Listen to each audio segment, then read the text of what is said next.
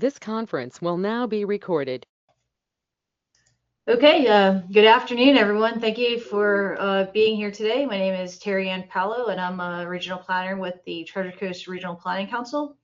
We'll be talking about implementing urban heat resilience, funding and partnerships in Boynton Beach today. Before we begin, I'd like to take a moment to acknowledge the funding that made this speaker series possible. This event is supported by the Florida Department of Environment Protection's Resilient Florida program, which is dedicated to enhancing the state's resilience to flooding and sea level rise. The Treasure Coast Regional Planning Council, as a regional resilience entity, plays a key role in coordinating these efforts, providing technical assistance and collaborating across counties and municipalities to develop strategies for mitigating the impacts of climate change. We're incredibly grateful for their support in fostering this important conversation.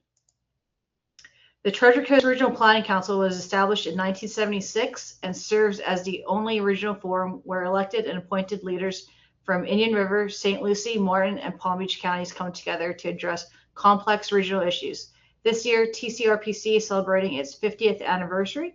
The council develops strategic solutions and builds consensus around key priorities such as urban design, economic development, transportation, environmental, emergency preparedness, and natural resources. Made up of 19 local elected officials and 9 gubernatorial appointees, TCRPC plays a vital role in shaping the future of the Treasure Coast through collaboration and coordinated planning.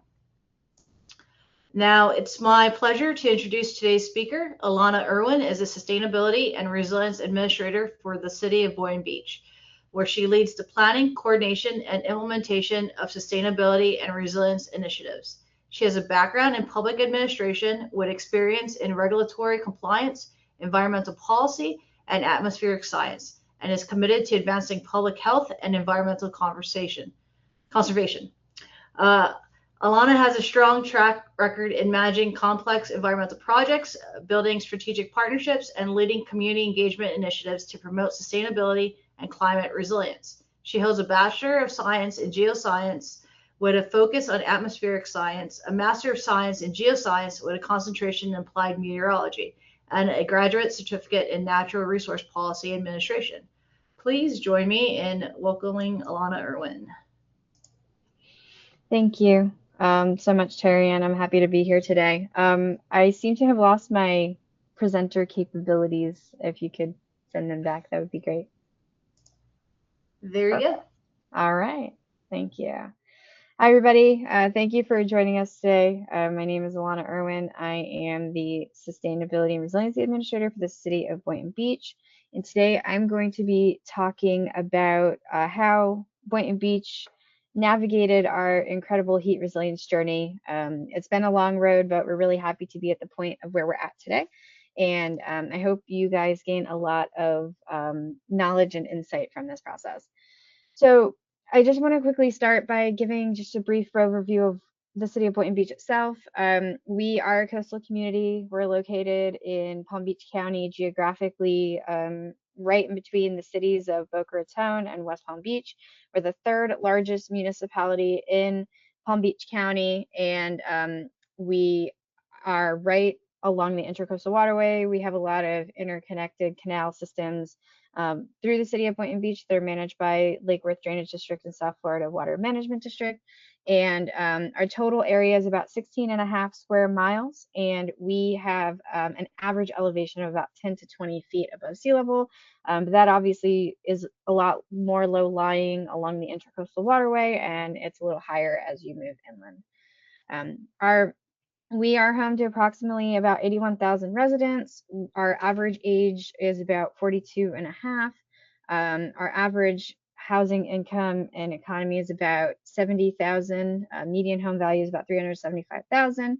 And our demographic makeup is predominantly white. We have about 50% of our residents white, and we have a very diverse population mix, however, despite all of that. And why we started doing heat resilience is because we wanted to take into consideration the diverse makeup of our community. So quickly, I want to thank the Palm Beach County Division of Built Environment Risk Reduction for providing us this beautiful overview of our tree canopy in the city of Boynton Beach. Based on a study that we've done, which I'll be talking about shortly, our average tree canopy across the city is about 16%. But as you can see in the graphic, there's a lot of disparity across the city. Most of our communities seem to be within that 10 to 20% range, but we have some areas that are actually lower than 10%, and we have some areas that are much higher than that 20%. So this was one of the guiding factors of why we wanted to pursue expanding our tree canopy and build resilience in our community to extreme heat. So really some of the key things I wanted to discuss of why extreme heat is so important in our community. We are highly exposed to extreme heat actually living in Southeast Florida. We have a lot of factors that are obviously working against us if you think about it, because we have high summer temperatures combined with really high humidity. It increases the heat index, especially in our hottest months of September, August and September. So it really puts our community members at a disadvantage because they are exposed to these temperatures and they sometimes don't even realize that they are feeling hot. For example, if you have an ambient, which is the surrounding surface temperature of around 90 degrees, and you have a humidity of around 80%, that can force the feels like temperature to exceed well over 100 degrees. And having that feels like temperature can sometimes be more detrimental to the community than the actual air surface temperature itself. We have extremely large groups of sensitive populations. Adults that are 65 or older with pre-existing health conditions are more susceptible to extreme heat, as well as individuals with chronic illness or health conditions, as well as low-income households that don't have access to cooling measures like reliable AC or anything of that sort, or their homes are older. So we have a highly diverse group of sensitive populations that we are considering as we've worked through our extreme heat journey. Our low tree canopy, I already kind of mentioned this, is one of the driving factors of why we have an urban heat island issue in our community. And we have also a lot of high impervious surface areas, which exacerbates the heat. A lot of concrete means heat is getting absorbed, whereas trees can actually help dispel some of the heat that is in our surrounding area. So that contributes as well to some of the urban heat island effect that we have in our community. And there's really a need from a resilience perspective of why we have to implement tree canopy and other heat resilient strategies. We need targeted cooling support to help inform our residents and create better messaging to help them understand why they need to be prepared, why they need some of these resources, and really understand what the community itself wants from a targeted cooling support service. And tree canopy, there's obviously there's the idea that trees provide so many benefits to the community, whether that be shade, whether that be improvements to mental health. It provides beautification measures. It makes the community more desirable to live in or to visit. So there are so many benefits of adding green space and adding tree canopy to the community, and that's one of the other driving forces for our work in the city. So what are we currently doing? Right now, we're designated as a Tree City USA. We've been designated with this with the Arbor Day Foundation for 39 years. So we're very excited to be back and working on this. And what that means is we do a lot of measures throughout the year to support tree canopy work in the community. We have an annual Arbor Day cleanup at one of our preserves. We celebrate Florida Arbor Day. We do proclamation every year to designate Florida Arbor Day, which is the last Friday of January every year. And we also spend at least $2 per capita on tree preservation and maintenance activities, which is one of the minimum requirements. Back in 2020, we completed our first urban tree canopy assessment that gave us the framework of how we want to address some of the tree canopy deficiencies that we found in our community, and how we could provide more environmental and health benefits to our community. We do have a tree ordinance, and we do the annual proclamation, as I discussed, and we spend the $2 per capita. And we're right now trying to work with some of our with our Parks Department to see how we can get the community involved with some of the tree canopy work and getting more trees into our community. So we're going to be talking about our 2020 Urban Tree Canopy Assessment. This was the assessment that we did in partnership with the Green Infrastructure Center that helped us identify where our baseline is. So as of 2020, our tree canopy assessment was determined that we were at 16%. We found that over half of the city was estimated to be impervious surface, that 27% was estimated to be grasses or pervious surfaces, and then the 16% is the tree canopy coverage, which includes mangroves, palms, and other tree types that were determined as part of this assessment. This plan also set a tree canopy goal to get the City of Boynton Beach to increase the tree canopy from 16% to 20% by 2035. And to accomplish this, we estimated that we needed to plant about 3,000 trees per year for 15 years.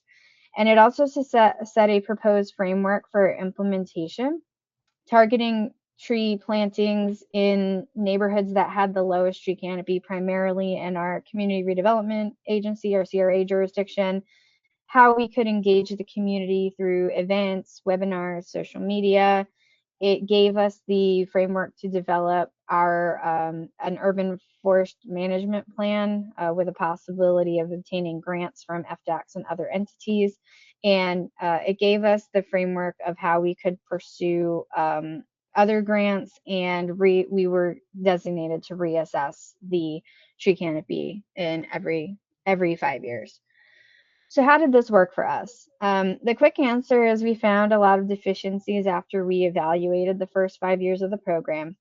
We were supposed to plant 3,000 trees for years. We actually only planted 3,400 in that entire time frame, which is important to note that we don't necessarily have an idea of how many trees were planted private sector, whether that be through redevelopment projects, be through residential private businesses. We don't have those numbers. So this is solely based on the number of trees that the city either purchased through our partner at Community Greening for community giveaway events, or planting projects that were administered by city staff. But we did identify some wins that we did have our city's tree ordinance come out of this work. It requires the replacement of trees on residential property when they're removed. It also helped us define our sustainable development standards that required large developments to have a preservation component, and it allowed us to get some buy-in from the community through our tree giveaway program, through tree planting programs, and it really built this foundation of support for tree canopy in the community. But the shortcomings, I would be remiss if I didn't address some of the things that fell short in this project. The lack of coordination between the city departments. We had some situations where one department would plant trees, but then they got planted in a location that another department was using. So therefore, those trees had to be either removed or relocated. So that created a lot of additional work and a lot of miscommunications from that particular incident. The tree planting plan that we came up with, it was solely based on the assessment. We actually did not come up with our own plan for implementation. So it actually created tree disparities instead of reducing them. We were able to increase tree canopy in the CRA district, but there are western portions of our community that have extremely low tree canopy, and we didn't engage those communities in the way that we needed to. So we actually created more disparities by not providing trees more readily to those communities. We also structured our tree giveaway events. We do quarterly tree giveaway events, but it makes it very difficult for us to know if the trees are actually staying within the city of Boynton Beach, because one of the requirements is when you come to the tree giveaway event, you have to present your valid driver's license that shows that you're a resident of the city of Boynton Beach, and then you get a tree. But what we are finding is people are actually giving those trees to other members of their household, their friends, their families that maybe don't live in the city of Boynton Beach. So there was no way for us to ensure that the trees that we were giving away actually stayed in the community. And then to add to everything, the state of Florida did their urban tree canopy assessment in 2022, and our tree canopy was pretty close to 20% based on the assessment, and we hadn't even met our goals. So it didn't align with the city's findings or the tree canopy goals from the assessment, and it really just created all of these challenges for us and how we really approached initially for the tree planting program that we had developed. So what did we do to address some of these problems? Well, we did a complete overhaul of our existing strategy and focused a lot on urban heat resilience as a whole. We wanted to build partnerships that made sense. We wanted to advance nature-based solutions. We wanted to expand the canopy in all of our low priority, our low income, higher priority neighborhoods. We wanted to provide data-driven guidance. So the first measure that we did is we actually applied for a technical assistance opportunity with the NASA Develop program. It's now called the NASA Earthrise program.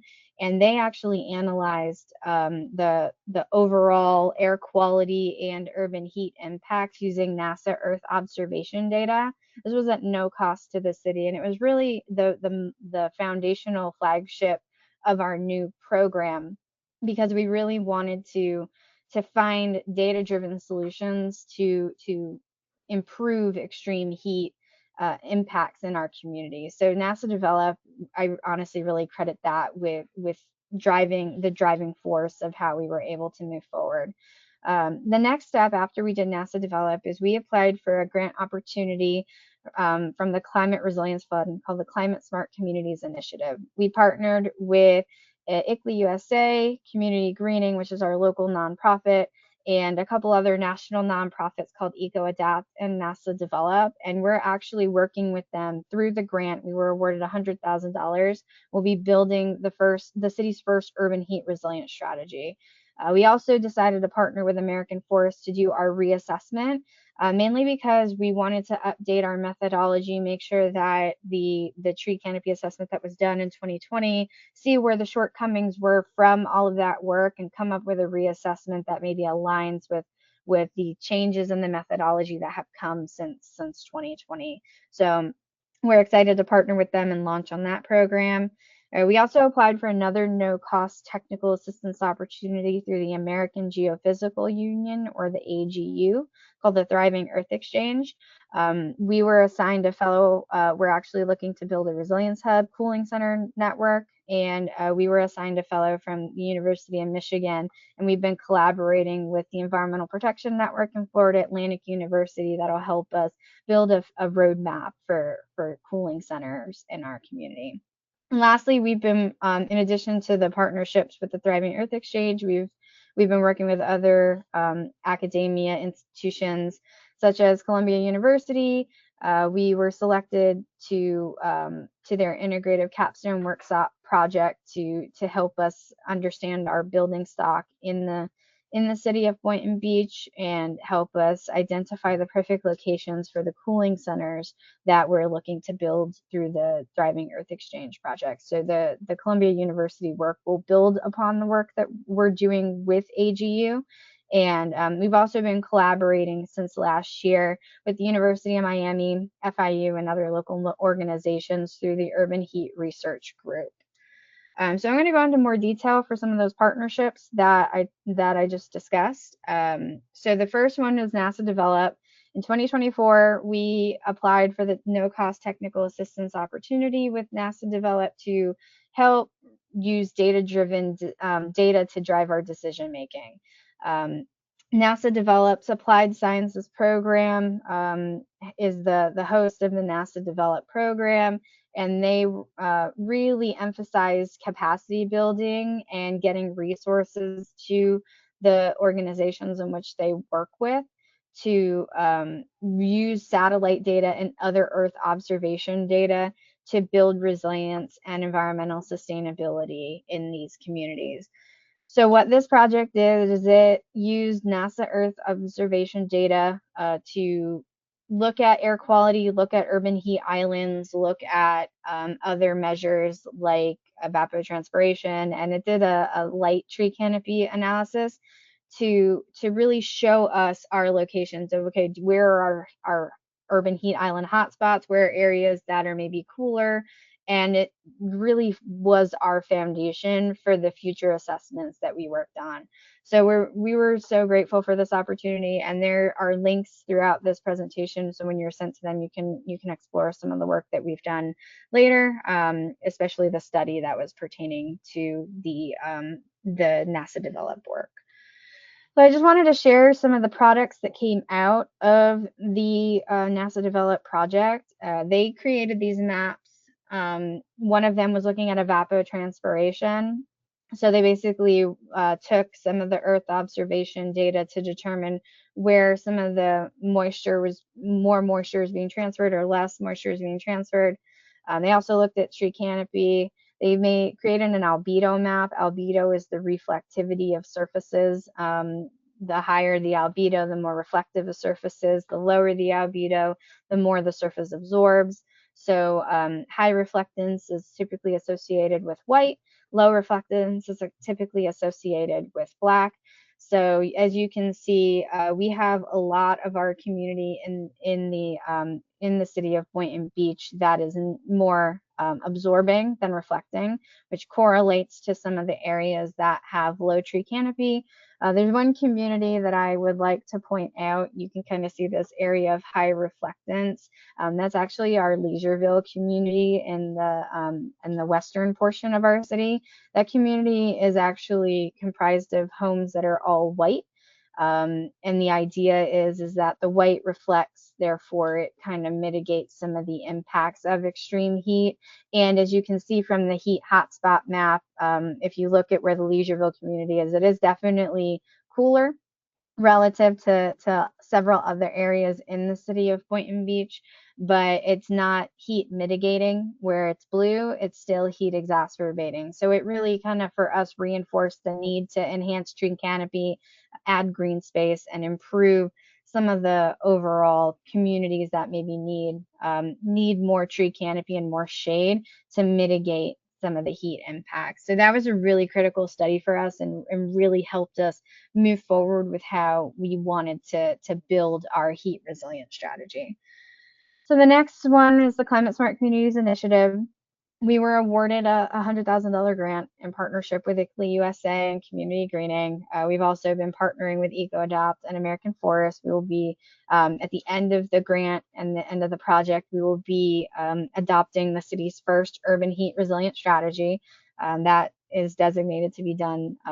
We plan to adopt it by fall, but we should have the draft plan completed sometime in July. So what our plan is developed over the fact that we want urban tree canopy to be the primary mitigation tool. We want trees to be in our community to help lower the air temperatures through shade and evapotranspiration, and we want to support more biodiversity and improve our ecosystem health through tree canopy. We were actually the first community in Florida to be awarded the Climate Smart Communities Initiatives grant. So it was really exciting for us because we spent about 2 months working on this grant application just to not even be sure if we were going to be accepted. So when we were awarded the grant, we were very eager to get to work with ICLEI. ICLEI's been an incredible partner for us in helping us fine tune the strategies that make sense for the city of Boynton Beach. They've been able to guide us with the decision making and the resources on how to build heat resilience in a way that truly makes sense for our operations as well as what our community wants. So as part of the grant, we will be having a community community-rooted heat resilience plan that we can integrate into our existing operations and capital improvement, as well as our policy making. We just recently had a workshop with our other departments to better understand their operations and which strategies would make sense. So we're creating a cohesive plan that aligns with their plans and their operations and their funding availability as well. And the main goal is we're going to, as a long-term strategy, be enhancing our tree canopy, our canopy coverage and cooling access, especially in our lower income neighborhoods. The next opportunity is the Thriving Earth Exchange. This was a no-cost technical assistance opportunity through the American Geophysical Union. What this does is it connects communities with scientists to help us solve various environmental challenges. For our case, we elected to take the extreme heat strategies a little further and try to see how we could build a network of resilience hubs. Right now, the City of Boynton Beach has one resilience hub that is in the eastern portion of our city that does get activated during an excessive heat warning. But a lot of residents that aren't living near that building will not go to cool off if they need it. A lot of our residents will choose to stay home. So that creates a need for us to build a more robust network, whether that be through partnerships with local organizations, using existing community buildings that we have, or whatever else may come of this, to ensure that we have a network of activated resilience hubs during an extreme heat event, so all of our residents can get to a safe place when it does get hot. Now, this is different from a shelter. We don't anticipate these resilience hubs to be actual shelters where people would stay overnight. We want them to be centralized locations where residents can come and cool off for a few hours, or they can come and get water or other cooling supplies that they may need, whether that be cooling towels or battery powered fans or something to help alleviate that. We're also exploring the opportunity of how we could provide resources to them through activities, or even if we have like splash pads or other types of amenities that they maybe will want to escape the heat. So those were some things that came out of the community survey that we did as part of the Climate Smart Communities Initiatives grant to better understand what the community would want from us too. So right now, this project will help us build a framework or a roadmap of how we can get to cooling centers and how we can build a network that really gives a lot of added benefit to our community.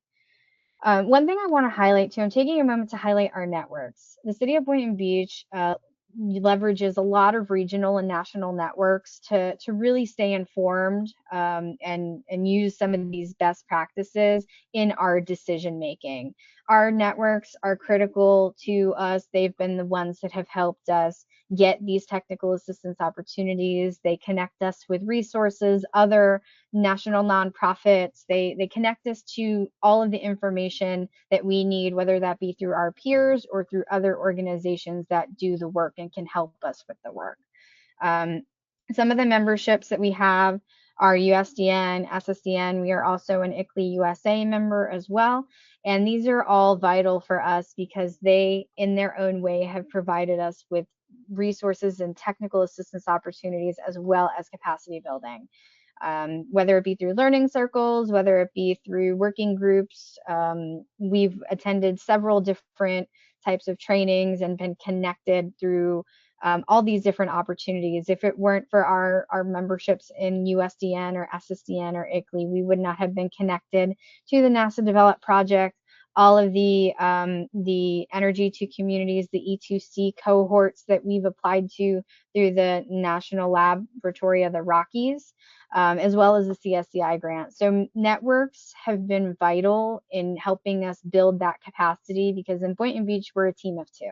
There are two of us on the team that are working on these projects for the entire city, for a 16.5 square mile city that has 82,000 residents. So really having memberships in these networks have expanded our capacity, connected us to tools, communities, experts that can help us drive this work forward and make everything actionable. So I'm taking a moment to highlight the importance of these networks, because the amount that we spend annually has been well spent in all of the opportunities we have gotten in the city of Boynton Beach.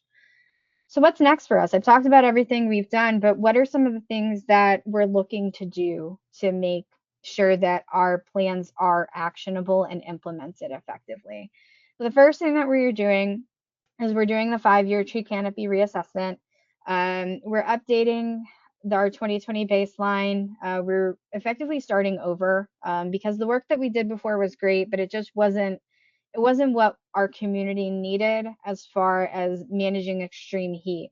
When you look at the 2020 assessment from a tree canopy perspective, it was amazing. It got us all of the information we needed. It did a really great analysis, but we needed to expand our scope because tree canopy is such a huge and vital, important role in our work, but we still need to kind of build this around extreme heat. So we're looking to update our metrics on the canopy extent. We're looking to use the updated LiDAR data when it becomes available to really give us a very detailed look at our current tree canopy and align the goals and methodology with the urban heat resilience strategy, as well as a statewide assessment to make sure that we're actually on the right track with where our baseline is as a community. So we just kicked this off in April of 2026. We're hoping to have this project completed sometime next year and just really get a robust understanding of what our actual tree canopy is in the city. We've also been looking at green infrastructure. So what we did is we partnered with Chudmore and Associates to develop our first green swale planting assessment. What this did is it provided a clear pathway for green infrastructure in our community, as well as a maintenance guide for residents and specific design standards to allow residents to paint or plant trees in the swales. This is born out of an ordinance that was passed in 2024, where through a right-of-way permit, residents would be able to plant in the swales for shrubs and native trees. But we wanted to make sure that we had a baseline and design standards that gave residents the tools to make those right decisions and make sure that the right trees and the right species were planted in these swales. We obviously don't want 50-foot live oaks in a small swale that just can't handle that. It becomes a safety risk, a risk for our infrastructure, as well as a risk for the communities. So this assessment it provided us background and research. It also gave the city potential pilot locations for these green swales where we can plant our own infrastructure. Is almost like a demonstration project to give residents some inspiration and opportunity to plant as well. So this serves not only our heat resilience efforts, but our flood resilience efforts. And I think it's a great tool for us to use to attain our stormwater management goals, as well as our urban heat resilience goals. So once this plan is completed, our draft was done in March. We had a few internal review comments that needed to be addressed. And once we get those comments back, we're going to start implementing this work and posting the information on our website. So we're really excited for this one. Another thing that I wanted to highlight is our Galaxy Sandpine Scrub project. We actually have been working for several years with the Palm Beach County Schools District to preserve a 15-acre parcel right behind the Galaxy Elementary in Boynton Beach. It's actually a gopher tortoise habitat, so we wanted to make sure that we were protecting this piece of natural Florida, and we use it as an educational opportunity for the elementary school students to come and learn about the importance of conservation and preservation, and making sure that we're doing our part as a community to reduce the impacts from invasive species. But why this project is important is because we were recently awarded a community forestry grant, and we will be making even more robust educational and outreach programs, as well as volunteer programs, to continue our efforts in preservation in this parcel. So we'll be kicking off this project soon. We just executed the grant agreement fairly recently, so now we're working on getting the team on board to help us build the educational and volunteer programs that we would like to have for this piece of preservation or this preservation project in our community. And then implementation of the urban heat resilience strategy. We're planning to adopt it in the fall of this year, but we need to make sure that we don't lose momentum. So we will be working with our internal departments to help implement the urban heat resilience strategy, to talk about all of the strategies that will come out of this project, as well as the implementation of resilience hubs. So we want to make sure that we're taking kind of an all hazards approach while we are focusing on extreme heat. We want to make sure that, especially for our buildings, if we're going to do infrastructure upgrades in our communities, or in our community buildings, we want to make sure that we're doing everything that we need to make these buildings not only withstand extreme heat, but also withstand hurricanes and other natural hazards and disasters that may come our way. So by taking this all hazards approach, it would allow us to do facilities upgrades that would not only reduce our footprint by adding solar. It would also allow us to add hurricane impact doors and windows, and other things to strengthen that building envelope and give our residents an opportunity to be able to cool off in hot days. So what we're going to be doing is, as part of this implementation, we will be developing some KPIs and metrics. The ICLEI is actually helping us with that right now as we develop the strategies. And then we will look to reevaluate this plan every 5 years to see where we're at and if anything needs to be updated or added and removed accordingly, just based on how implementation progress is going. So that's another thing that's very important to us on the what's next category. And then we just kicked off the Columbia University capstone project. So this is part of the Columbia University Climate School. They offer master's students the opportunity to participate in an integrative capstone workshop that provides them with a real world example of how they can solve a sustainability or resilience or climate related problem. So we submitted a technical assistance application for the Resilience Hubs network. What we really want them to do is take a look at what's an industry best practice for resilience hubs across the country and help us build a roadmap for what types of features, designs, amenities, to see what kinds of buildings other networks are used. Do they use their own community buildings? Do they do a mixture of community buildings and private partnerships with other organizations? Do they work with faith-based? Do they work with schools? What are some of the other standards that are being done? What are some of the criteria for what is needed to operate a resilience hub? And then recommendations of basically the buildings that are in the city of Boynton Beach, a recommendation of how we should prioritize our list. So we just kicked off this project. It's a summer project, so it's only 13 weeks and it will go very quickly. So we're very excited to partner with Columbia University. This is the second project that we've actually done with Columbia University's capstone program, and the students that we've worked with have just been incredible in building some of the expertise and capacity that we need to get some of these plans done. So highly recommend working with Columbia University if you have any projects that would qualify for their capstone workshops. They are accepting applications all year round, but they offer the course in the summer and the fall. And the last thing I'm going to be talking about is community engagement. We're continuously building our network of partners. We're collaborating with community organizations. We're trying to build input from academia and other local governments. We continue to do things like we work with our Boynton Beach Garden Club to help maintain community gardens.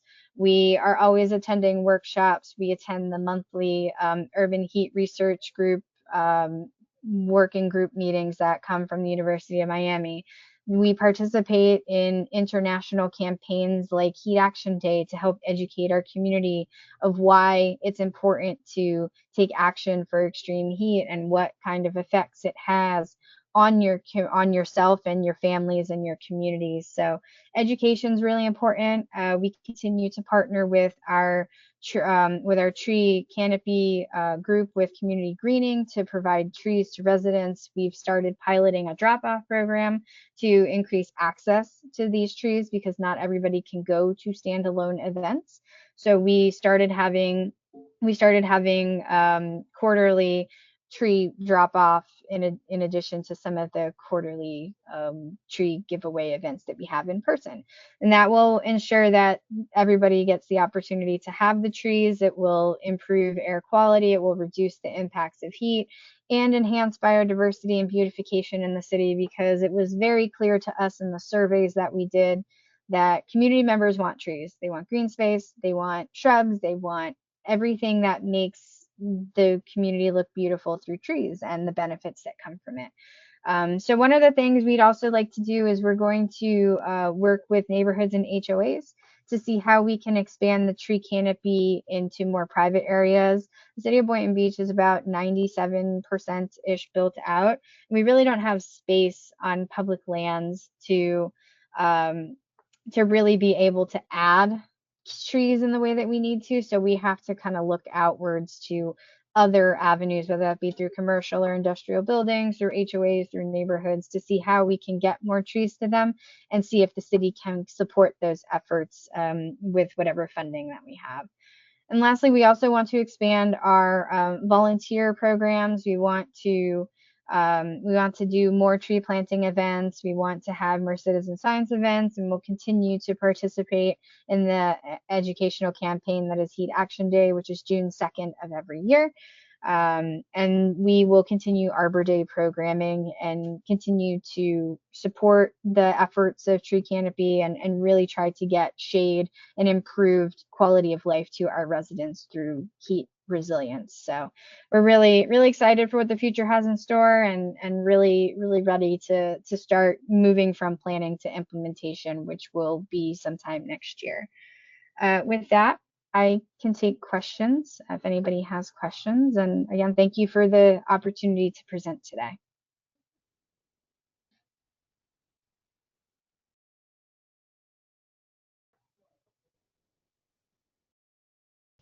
Fantastic. Does anybody have any questions for Alannah?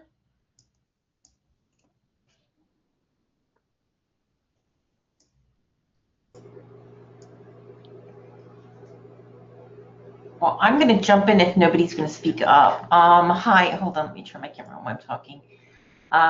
This is Stephanie with the Treasure Coast Regional Planning Council, and I know that you're almost built out, Alannah, but has there been any discussions or thoughts about how to maybe incorporate maybe some of this stuff into your land development regulations? Like, do you know, how would that look, taking some of this program and putting it in there? Yeah, I'm really glad that you asked that question, because that was one of the topics that came up through our internal workshop that we had a few weeks ago on our mitigation measures. So our planning team was a huge part of that workshop, and they actually had discussions about how the sustainable development standards that we have are good, but could serve to be upgraded and serve to be updated, and adding some things that maybe are just outdated right now. So we're going to be exploring that once the plan is adopted, of how we can start updating our sustainable development standards and maybe our land use regulations to see how we can get more shade, more trees into our community without compromising on the fact that we just don't have enough space. We've also talked about potentially evaluating all of the trees that are on the city-owned lands and seeing if we can remove some of the low canopy trees, and if we can replace them with high canopy trees that really just help add shade with the compressed space. So we're exploring all of those avenues right now. just to make sure that we're covering everything and really making our urban heat resilience strategy implementable. Thank you. I think there's some questions in the chat.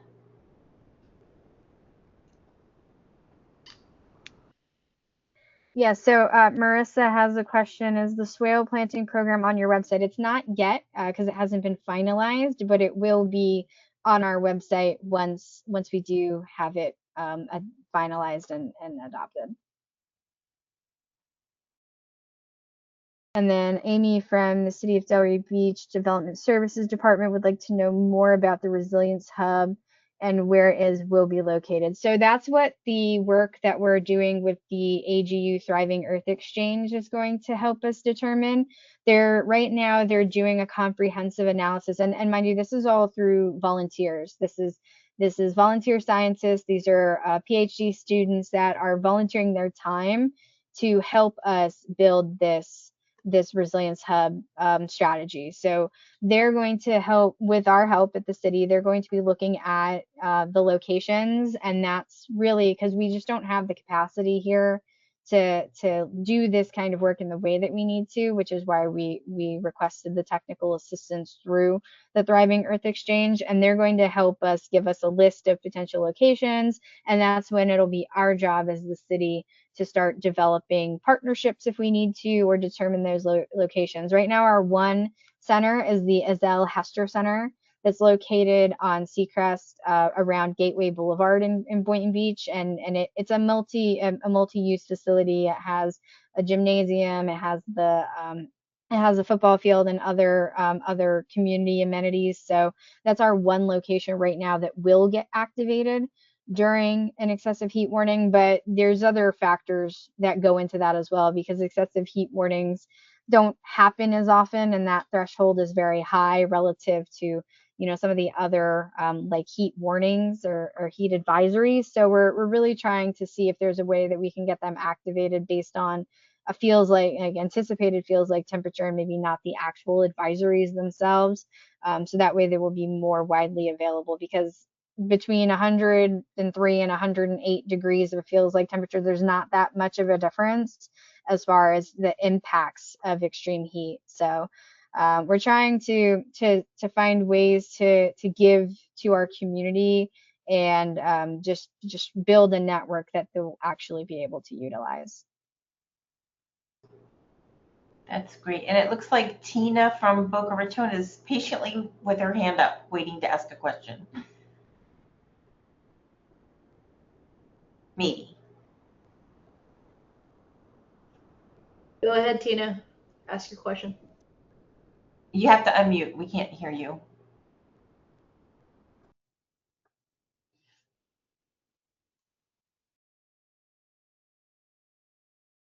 Maybe not. Okay, but then Brendan has a question. What was the hardest part of transitioning from idea to implementation, or elected officials or the public hurdle to get on board? Yeah, so I think that hardest part is actually it's just getting to implementation, as silly as that sounds. But we've been for the last 5 years effectively planning. We've spent the last 5 years doing all these different plans, from adaptation planning to vulnerability assessments to urban heat resilience plans and everything in between. And it's just getting that mindset of, okay, well, now that we've got all the plans and all the information, let's do the projects. And we've sprinkled in projects here and there. We've really been able to just start working on some of our plans, our implementation projects, like stormwater improvements and things like that. But just that idea of, okay, well, we're done planning, now we have to get the work done. I think it's just very a challenging mindset when you've been in a mindset for so long. But we've had a lot of great support from our elected officials, from the public. They want this. They made it very clear that they want the city to invest in tree canopy. They've made it very clear that they want us to invest in measures that promote biodiversity and beautification. So that really wasn't so much of the hurdle. Sometimes we had issues getting the public actually engaged, but when we got them engaged, they were really on board with some of the work that we were looking at. So I think the biggest challenge, I think, is just shifting our operational mindset from, okay, we have to plan all these things, to, okay, now it's time to get the work done.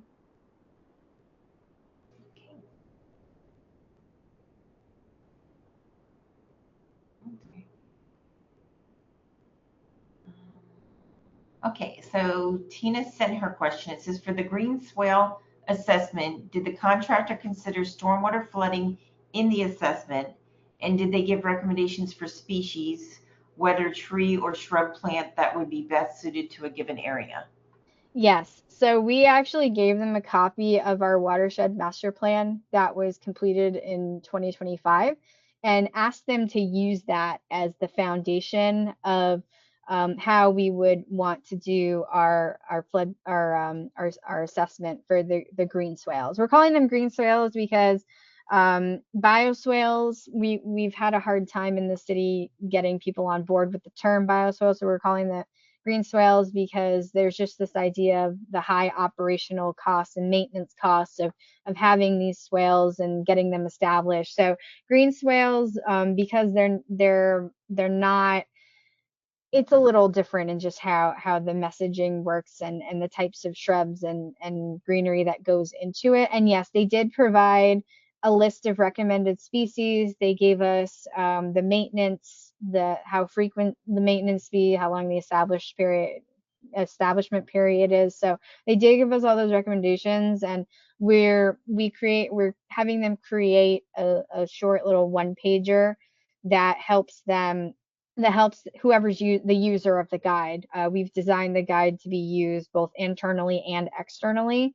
And really, we're going to, once we get the guide published, we're going to encourage anybody that does come in through a right-of-way permit to really hire somebody to do this. I mean, if somebody can plant the shrubs themselves, but we really want this to be a guide for those that are reviewing the permits for the swale plantings, as well as those that are internally doing the projects for these green swales. Be like, okay, here's the list of preferred species that we have. Here's what we want you to plant. Here's design criteria and, sloping and all these different things that might be hard for somebody to find. So we wanted it to just be kind of like a one-stop shop for anybody that wants to plant in the city of Boynton Beach, and use it as a way to guide the direction. So we gave some feedback, namely the length of the guide. The guide was pretty long and great for internal, but probably not so great for, the average person that just wants to plant in their soil. So we're trying to come up with a happy medium on how we can get this guide to be fit into the box of everybody.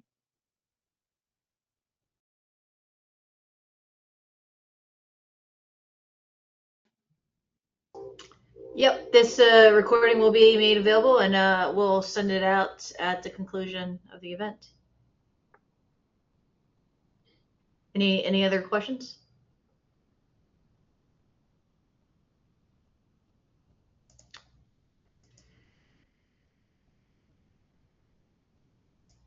Okay, thank you, Alannah. So just before we conclude, I just have a couple of announcements.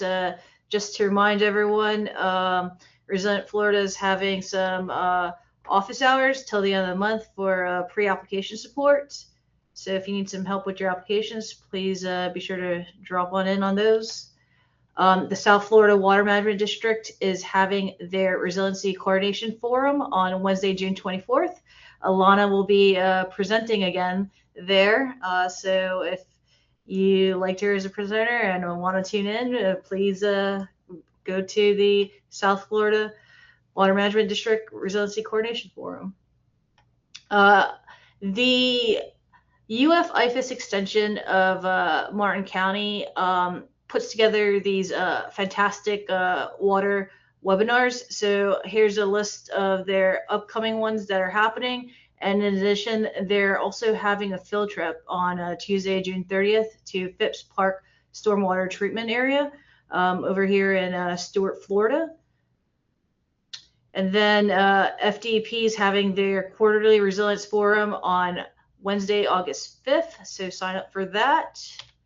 And then On Friday, August 21st, I mentioned earlier that we're celebrating 50 years of regional collaboration here at the Treasure Coast Regional Planning Council. So please come on up to Stewart and join us for food, friends, and fond memories as we celebrate this important milestone and the partnerships that continue to strengthen our region. Lunch will be provided, so please register if you'd like to join us. And then early bird registration is open for the 18th annual Southeast Florida Climate Leadership Summit. So please register for that if you can. Early bird registration ends, I believe, at the end of August. And with that, thank you, everyone, for your time.